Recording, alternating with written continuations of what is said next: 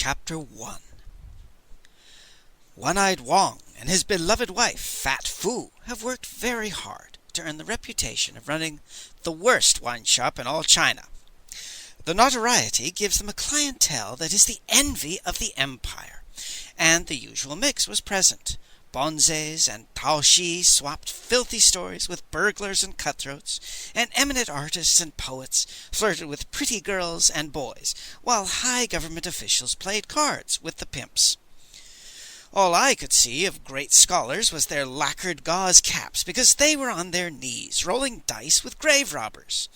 Against one wall is a row of curtained booths for aristocrats, and occasionally a manicured hand would part beaded curtains to give a better view of the low life.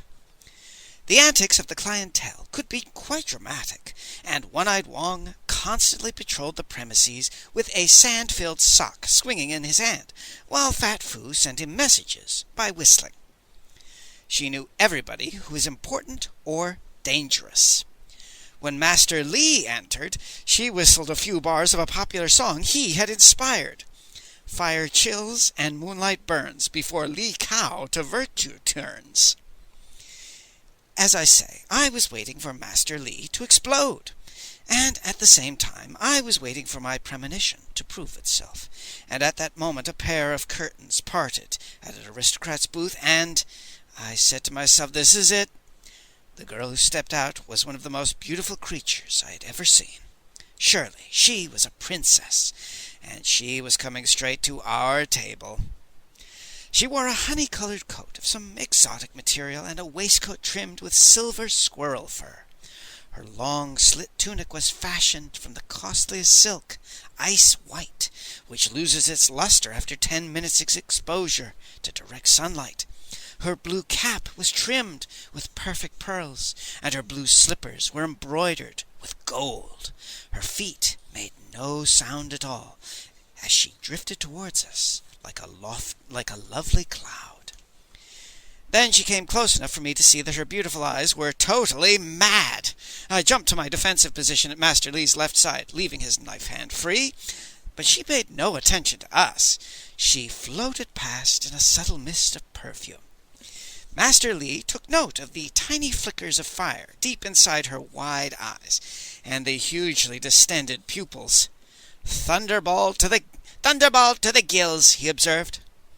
He was referring to hallucinatory mushrooms, so dangerous that sale of them has been banned. Fat Fu reached the same conclusion and began whistling Red Knives, and One-Eyed Wong moved swiftly.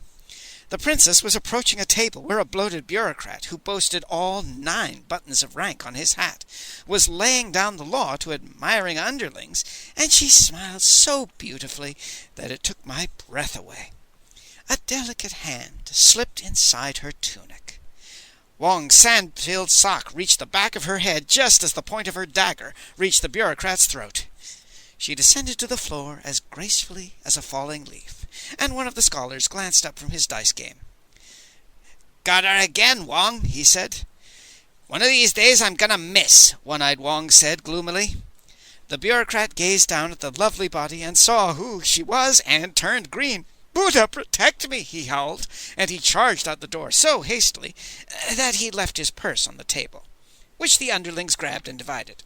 Wong picked up the princess and took her to the side door, and the last I saw of her, she had been collected by a pair of liveried servants and was being carried away in a silken sedan chair.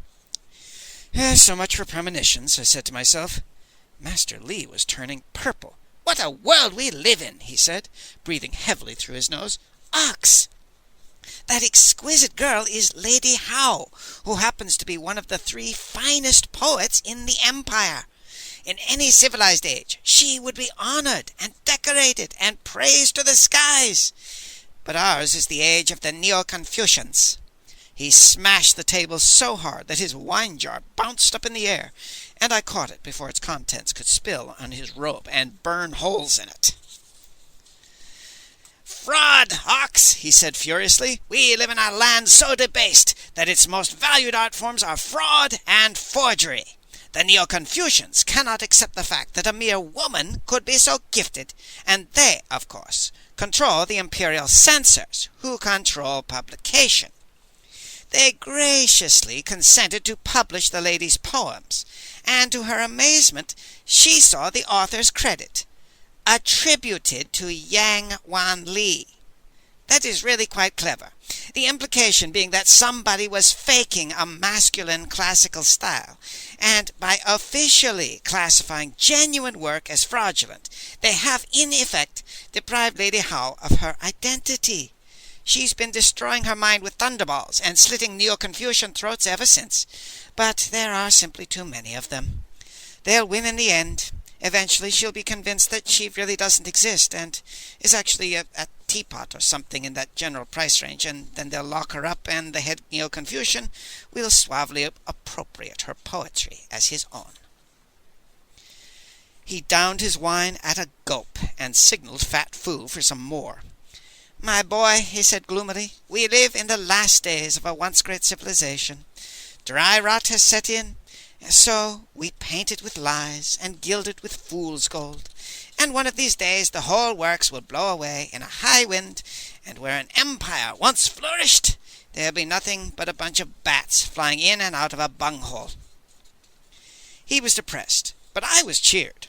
I knew with a certainty I couldn't explain that my premonition had been correct after all, and I had simply focused on the wrong person. I suppose it had to do with the terror in the voice I heard. I couldn't see who it was, but somebody was working his way through the crowd, and he was chanting the same incomprehensible words over and over again. Even Master Li looked up from his wine jar and took notice. "Interesting," he said with a faint sign of animation. "One doesn't often hear ancient Sanskrit. The great prayers of the Heart Sutra, to be precise, Gyate, Gyate, Harag, Yate, Harosogyate, Boshi, Sowaka, which means gone, gone, gone beyond, gone altogether beyond. What an awakening! Hail! Nobody can explain why it should be, but the prayer has an extraordinarily soothing effect when one repeats it over and over." Then we saw him, and I was disappointed. I had expected a wild-eyed barbarian. But he was only a bonze. He was small and pale and appeared to be frightened half to death, and he was looking desperately around the room. His eyes fastened upon Master Li like a pair of limpets, and he scuttled up and fell to his knees and began kowtowing energetically. He said, or something like that. "If you stop trying to bang a hole in the floor with your chin, you might be more comprehensible," Master Li said, not unkindly. "Why not stand up and try it again?" The monk jumped up and bowed as jerkily as a kowtow beetle. "Have I the honor of addressing the great and mighty Master Li, foremost among the scholars and truth-seekers of China?" he squealed. Master Li brushed away the compliments with a modest wave of a hand. "My surname is Li, and my personal name is Cao, and there is a slight flaw in my character," he said. "This is my esteemed former client and current assistant, number 10 Ox. You got a problem?" The monk struggled for some semblance of self-control. "Venerable sir, I am the humble abbot of the insignificant monastery in the Valley of Sorrows. You have heard of our valley?" "Who hasn't?" said Master Li. I hadn't. "We have lived in peace for centuries, but now one of my monks has been murdered in a terrible and impossible manner," the abbot said with a shudder. "Our library has been broken into, and something has happened to trees and plants that must be seen to be believed." He had a fit of trembling, and it took him some time to get more words out. "Oh, Master Li, the laughing prince has arisen from the grave," he whispered. "Well, he always said he'd return, although he seems to have taken his time about it," Master Li said calmly. "How long has the aristocratic son of a sow been in his tomb?" 750 years, the abbot whispered. Master Li poured himself another cup of wine. "Punctuality is not a priority of princes," he observed. "What makes you think this one has returned to his old playpen?" "He has been seen. I myself have seen him dancing and laughing in the moonlight with his murderous companions, and when we found the body of poor brother Squint-Eyes, the expression on his face bore witness to the presence of the laughing prince. we found this clutched in his hand, and a search of the library revealed that the manuscript had been stolen. The abbot timidly offered a fragment of ancient parchment. Master Li gazed at it casually, and then he froze.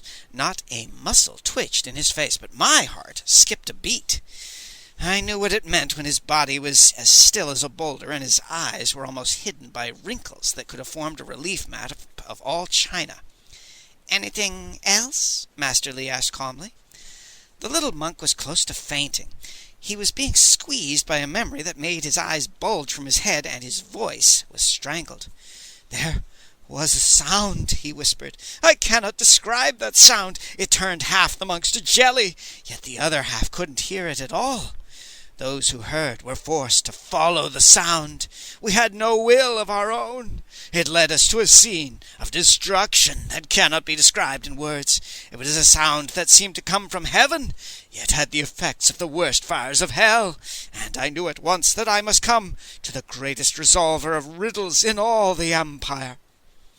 Master Li turned the fragment over and examined the back of it. "What do you know about the stolen manuscript?" he asked. The abbot blushed. "I am no scholar. I couldn't read a word of it," he said humbly. "Brother Squint-Eyes, the murdered monk, was our librarian, and he said it was ancient, but not valuable. A curiosity that was probably intended to be a footnote to a history." "How large was it?" The abbot formed the shape of a scroll with his hands, about a foot high and 1/5 of an inch thick. "What has happened to the body of Brother Squint-Eyes?" "There is some ice left in our cold room, so I had the body placed upon it," the abbot said. "Venerable sir, ours is a poor order, but you will have heard of Prince Liao Pao. Oh, I have written him, and he is on his way, and I assure you he will pay whatever—" Master Li held up a hand. "That may not be necessary," he said. "Suppose I were to offer my services, including all expenses, in return for this fragment of the manuscript." "Done," the abbot cried. The thought of having Master Li take over did wonders, and the little fellow was instantly 20 years younger. It was settled in a matter of minutes. The abbot had to return to his monastery at once, and Master Li promised to set forth toward the Valley of Sorrows the following day. The abbot got a bad nosebleed from banging his chin against the floor as he crawled backward from the table, but his face was joyful when he hopped up and ran out to bring the good news to his monks. Master Li watched him go like a fond grandfather. "Well, Ox, what do you make of this?" he said. He meant the fragment, and he knew very well I couldn't make anything of it. I can read only the simplest script, and this was scholar's shorthand, and ancient shorthand at that. I answered by shrugging my shoulders. "It's a forgery," Master Li said happily. His eyes were almost reverent as he gazed at it. "That's the understatement of the millennium. It's a forgery so great it should have a temple built around it, and be worshipped with prayers and gongs and incense, and the monk who discovered it has been murdered, which is precisely as it should be, artistically speaking. Blessings on that ice," Master Li exclaimed.